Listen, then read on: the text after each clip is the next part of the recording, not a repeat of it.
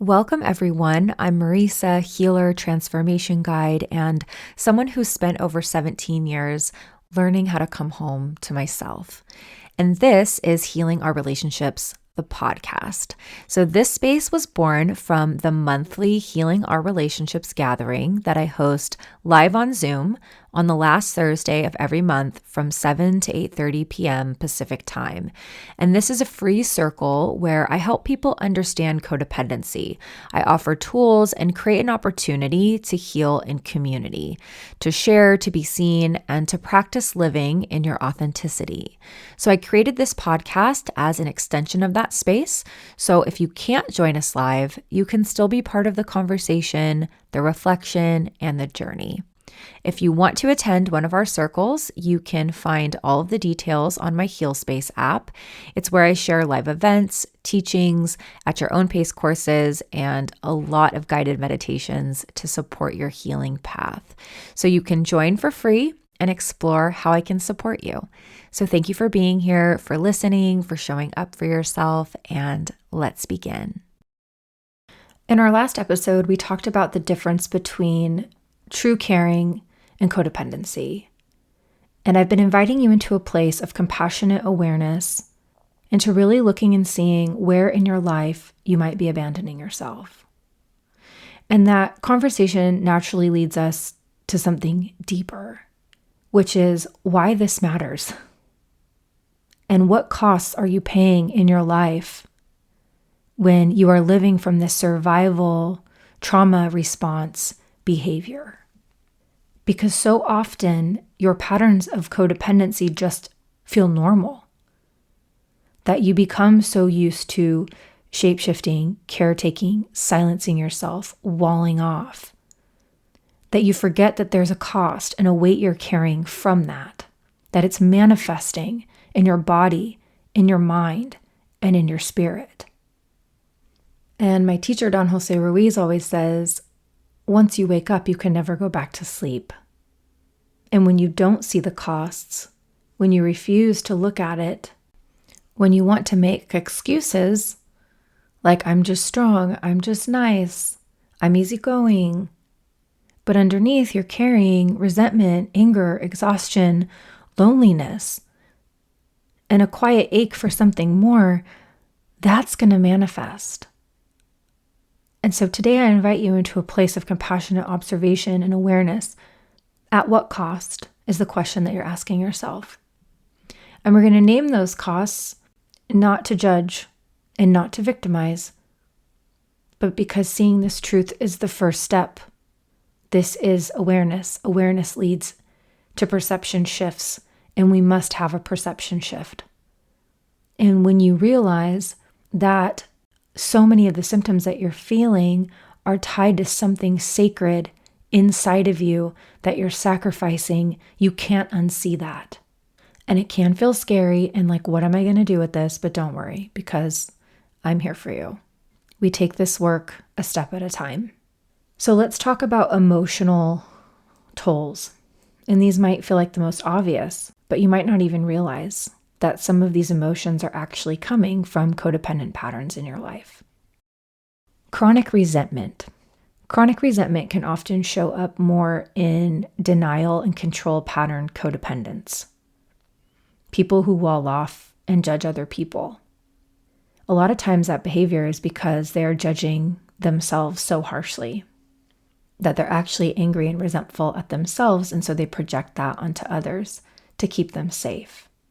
Because the pain of being with vulnerability or pain is too painful. So chronic resentment people might be silent screamers, might put this perfect happy face onto the world, shapeshift, do what they need to do, and then come home and be so angry, so resentful, talking under their breath, or maybe complaining or sharing their experience with someone else, but they're not going to let the other person see it. So they're suppressing and repressing their chronic emotion of anger, even if they know that they're getting it out a little bit. Then there's the screamer who's not so silent. That's always angry and always resentful. So what are you sacrificing when you're living in chronic resentment? Well, a lot of times you're sacrificing your truth, your boundaries for those anxious attachment people that keep saying yes when they want to say no. Every single time you're dishonest with yourself, you're chipping away at your own inner clarity, at your own inner truth. It's no wonder you can't trust yourself if you're constantly living for other people. And if you're constantly saying yes when you want to say no, then you might be tangled in these relationships where you feel unseen and unvalued. How can you feel seen and valued by someone else if you can't see and value yourself? What you're sacrificing when you wall off and you use your anger and resentment to keep you safe, you're sacrificing intimacy. You're sacrificing true connection. You're sacrificing love. You're sacrificing allowing yourself to be loved by other people, and it's very lonely.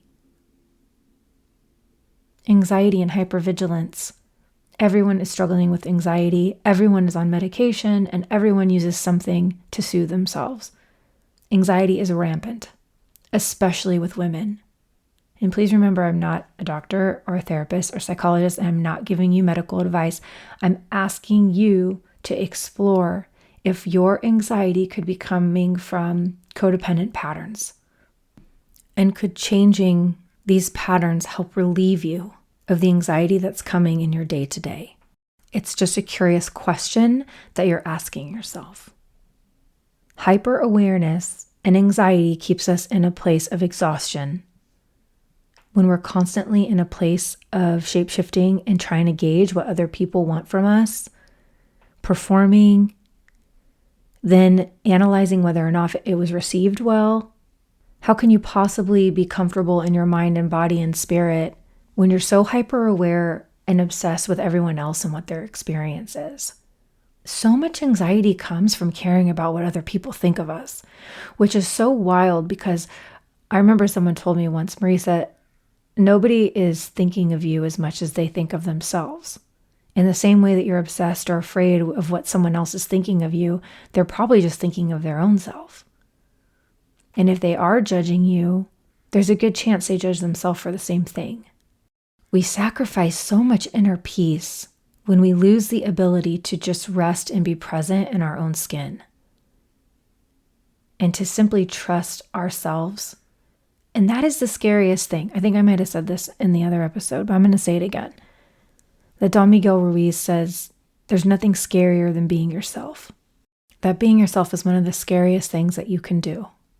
And it takes a lot of courage to say, screw it, I'm going to practice being myself today and deal with that discomfort. Because hello, surprise, look at all the discomfort that you're already feeling anyway. Not being yourself, right? Feeling invisible. So many people silence their voice, they stay quiet, they stay in the background, it's safer not to be seen. I don't need to share my opinion. You might feel like you have a real you that no one gets to see, or you might not even know who that is because you've been staying silent for so long and just going with the flow. When you become the person that other people expect or want you to be instead of who you truly are. And what you're sacrificing is your authenticity. You're sacrificing your right to take up space. You're sacrificing being seen and heard. You are disappearing. That is emotionally very painful. That can lead to depression and apathy. That doesn't help you feel like you have a lot of energy or vitality to go out in the world to explore and to create. When you stay so quiet and so small in the external world, there's a good chance that's happening when you're alone. And often that type of invisibility can also lead to feeling emotionally numb. Like it's just safer to just feel disconnected because it's too overwhelming now to feel connected to my emotions or connected to other people or even acknowledging or digging in to your truth. So I'm just going to check out. A lot of people can do this with drugs and alcohol and TV and porn. There's a lot of things that help sustain that.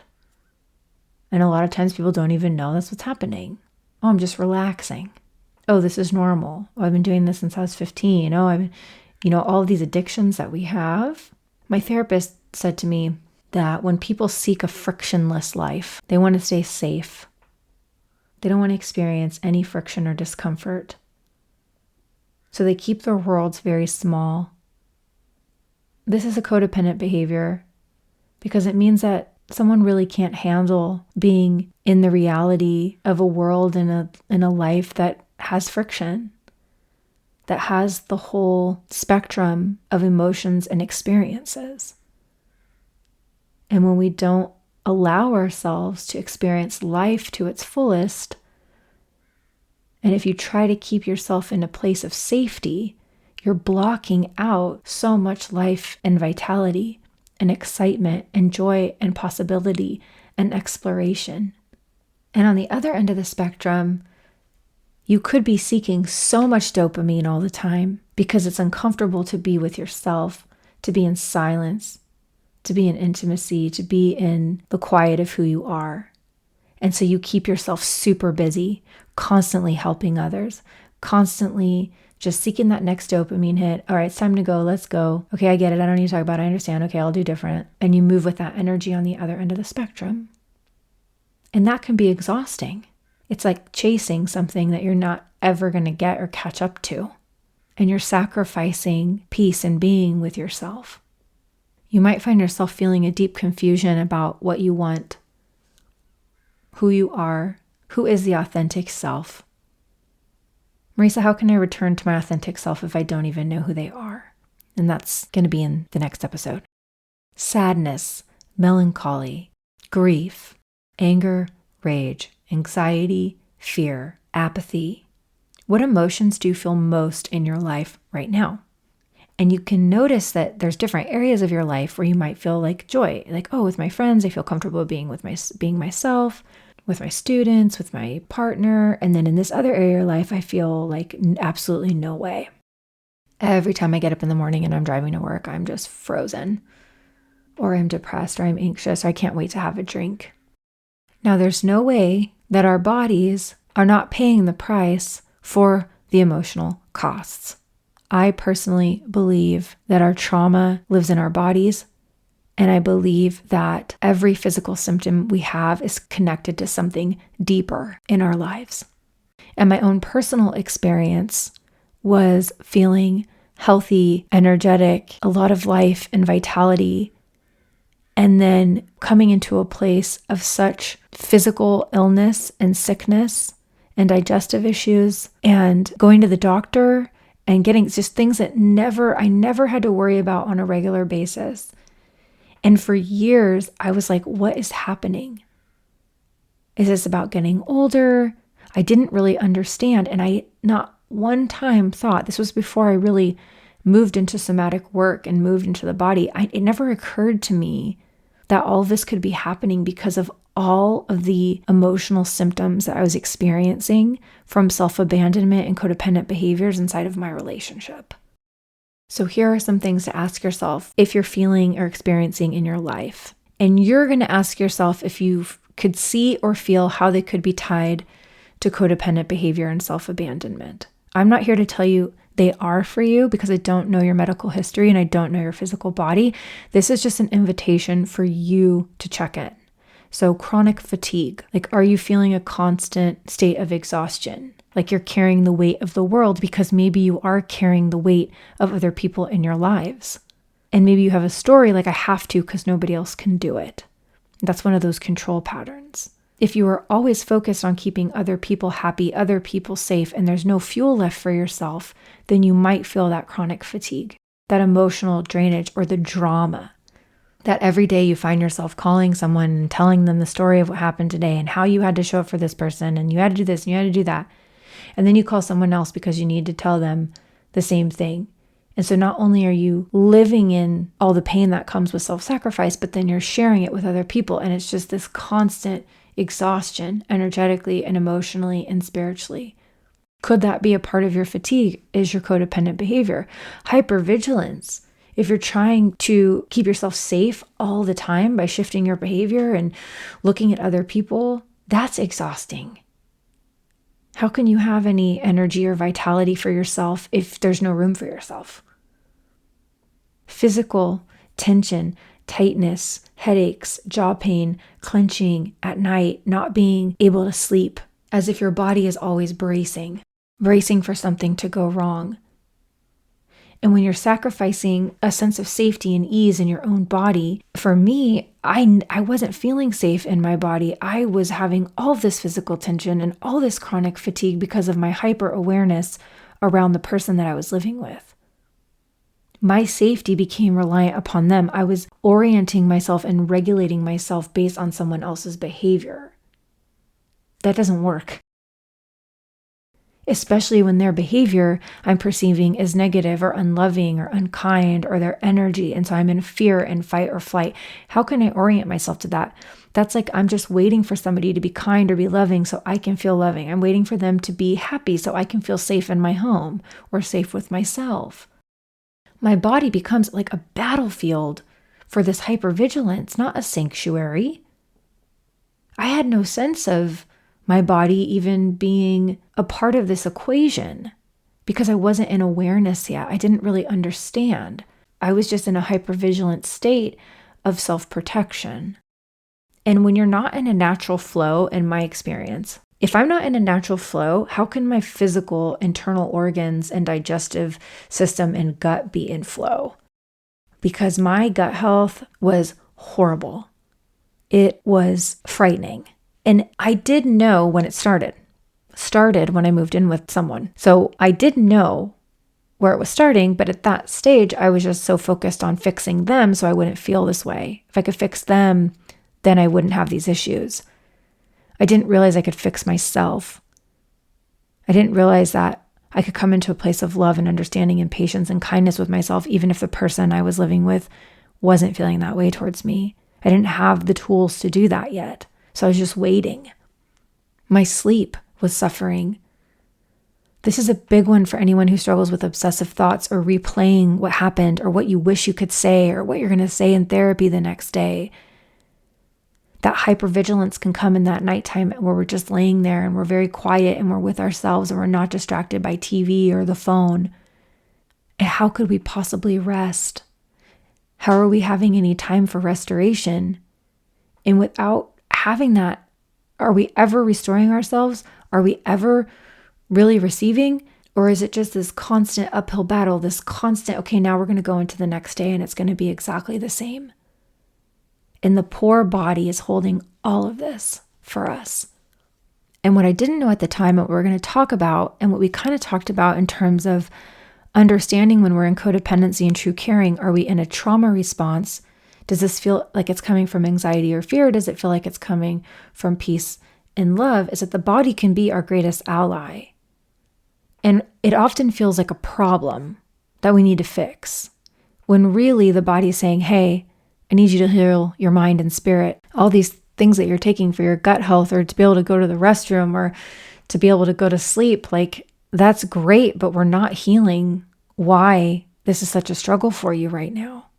So the body is saying, hey, please tune in to your mind and your spirit. I'm a spiritual person. All the work I do is spiritual in nature. Whatever you believe is absolutely welcome here. You don't have to be spiritual to heal your codependency. I personally find a lot of joy and love and purpose in my life from believing that I am a spiritual being and I am divine, and that my journey is remembering my divinity and my spirit and that life force that I was born with before I had knowledge, before I could talk to myself, before I had domestication, before I had society of origin, family of origin. I was life, an opportunity to live on this planet, to experience love, so much love that I would experience grief, to experience the desire to be alive, so I would experience fear. When I'm in the macro, when I pull myself out of my day-to-day in the mundane, and I can see how much more powerful it is to live in a remembrance of my divinity, I'm not obsessed with the micro as much. There's no time to be afraid. There's no time to not live. I have one life, as this version of me anyway. Why am I wasting it in self-obsession over other people? Especially people that, like, I might never even see in 10 years from now or on my deathbed. I'm sure not going to care. Each spiritual symptom, to me, signals a sacred connection that's been sacrificed. So if you're feeling empty, like nothing really touches your heart, you could be sacrificing a connection to purpose, sacred purpose, divine meaning. If you feel cut off from your own intuition or your inner wisdom, you're sacrificing your own soul's voice. If you're not feeling worthy, that you're worth knowing, you're worth speaking, you're worth trying, you're sacrificing this deep knowing that you're inherently and divinely worthy of love and being seen. Every single person is. If you're like, I believe in spirit, but I don't really feel connected to anything, or I believe in God, or I believe in nature, I believe in all these things, but I don't feel connected to any of it. You sacrifice a sense that you are a part of something greater, larger, sacred, and loving. Whether you know it or not, or you think it's spiritual or not, there is most likely a quiet ache that you want something more. And when I think of the simplest definition of spirit, love, the energy of love, look at what is created from love. Look at what has been created in our world from the energy of love. Look at relationships that thrive in the name of love. Healing our relationships is coming to a place of love for ourselves. The spiritual sacrifice is love. And being disconnected from love is incredibly painful. Whether somebody realizes or not, whether somebody thinks they're keeping themselves safe, so they reject love, or whether you use love as a tool to fill you. When you're saying, hey, I need your love. I need you to love me. I need you to fill this void. I need you to affirm me. You're cutting yourself off from the source of your own love. We can source our own love. And when we source our own love and we live from love for ourselves, then everything in our external world will change, because we will stop showing up from a place of fear. We will stop taking the bare minimum. We will stop pushing people away because they can feel that we're asking them to source us. And these are the relational costs, because each relational symptom reflects something sacred that we're giving up. So attracting one-sided relationships. If you keep attracting partners or friends who take more than they give, you're sacrificing true reciprocity in love. If you stay in relationships that drain you because the idea of feeling alone is just so terrifying, then you're sacrificing your freedom and the possibility for genuine connection with someone. When you struggle with boundaries because you're afraid it'll push people away, or they're not going to like what you have to say, or they're going to turn it around on you, make you the bad guy, you're sacrificing your own sovereignty and your own safety. When you choose loneliness despite company because you want that frictionless life, you're sacrificing true intimacy and being loved for who you are. So the tragedy is the people who would really love to love you might never get to meet you. And a greater tragedy is you might not get to meet you. When I came into this work at 23 years old, not wanting to live anymore, hating myself, so uncomfortable in my body, not understanding, not feeling connected, when I was 7 years sober and still struggling with disaster mind and anxiety and fear and not understanding why I could be doing all this work, and I still wasn't safe in my body, and I still wasn't safe to be my authentic self, and I still didn't know who I was or why I was here.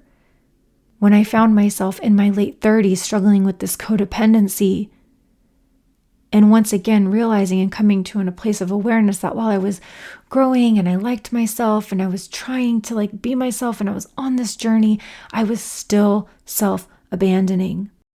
I never thought in a million years I would get to a place where I deeply love and revere myself.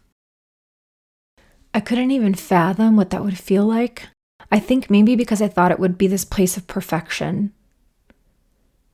I didn't realize that unconditional love means loving myself through all of my human experience, my grief, my anxiety, my fear, my sadness, my insecurity. Being patient with myself. If I found myself in a relationship that still wasn't serving, but I was still doing it. Being patient with myself when I noticed I was still engaging in codependent behavior. Trusting myself. That I don't have to fix everything today or change everything today because I trust myself and I trust my higher power and I trust spirit. Why? Because I'm connected. I'm connected because my relationship to myself, my relationship to source, my relationship to love is more important than my relationship to a partner. It's more important than being seen by you as perfect or lovable or right or worthy. It's from realizing that it's not conceded to love yourself. It's a basic human right. If somebody would have told me it was going to take 17 or 18 years to get to this place, there's a good chance I probably never would have done the work. That would seem nearly impossible. But every single part of my journey was imperative to getting to this place, in the same way that every single part of your journey is imperative. Because what you're doing is you are seeking and finding your authentic self. And that doesn't happen overnight. Your authentic self is love, is life force. How you choose to live inside of those energies is going to be up to you. But if you don't ever give yourself the opportunity to seek it, you're not going to find it. And what most people need, and why I do this work, is they need someone to help them walk through the fires and the painful pieces and parts that this work requires. Because it's not always comfortable. Healing trauma, digging in, doing the hard thing, living with awareness. And a lot of people won't get there. In this lifetime, it's not part of their journey. They might never really be able to receive or know love, because they don't come into a place where they can know and love themselves. But what I do know is that my parents' generation didn't have as many tools as we do today. They weren't talking about trauma. They weren't talking about codependency. There weren't tools. There wasn't a safe space. We do live in a society where it's safe to talk about our feelings, to ask for help, to go to therapy, to try these somatic healing practices like EMDR and neurofeedback therapy. I think we're also learning that life experience is powerful. And there are so many people out there that are committed to doing their inner work, and they share that inner work to inspire. The help is available. You just have to say yes to yourself.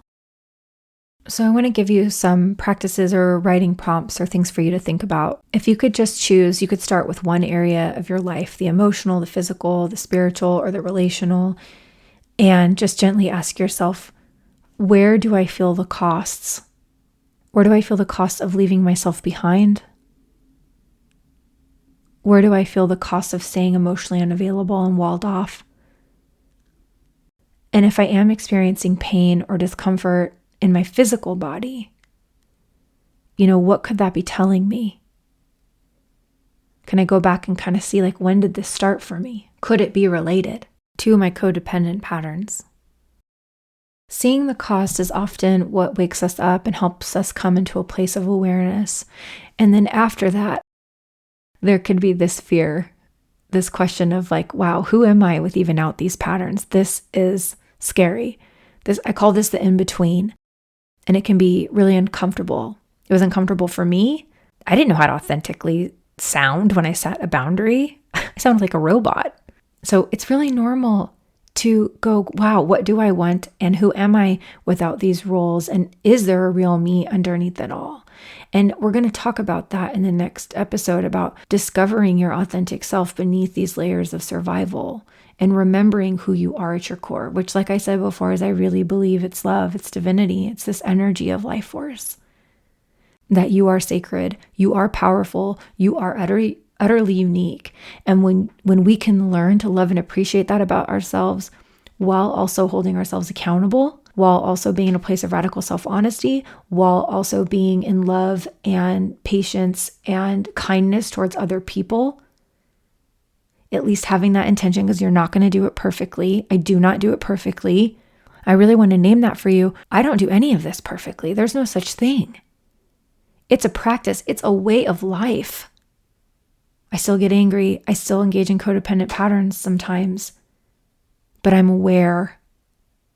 And even more importantly is I love myself. I know how to hold myself accountable, and I know how to love myself through it. And that is what is on the other side of this, is that you are going to love yourself. You are going to see your worth. You are going to know your value. You will be able to trust yourself. I really believe that it is a human right to be in a place of love for ourselves. There's just a lot of muck you're going to have to clear. And it's going to require you to go deeper. It's probably going to require you to potentially see a therapist, to do some trauma work, to change your diet, to start moving your body, to start putting down the things that you're ingesting that aren't good for you. It's going to require sacrifice and it's going to require hard work, but I promise you that it's worth it. I promise you that you are worth it. We are far more resilient than we know we are. So keep hanging on. Ask for help when you need it. I love you. I'm proud of you. And I'll see you on the other side.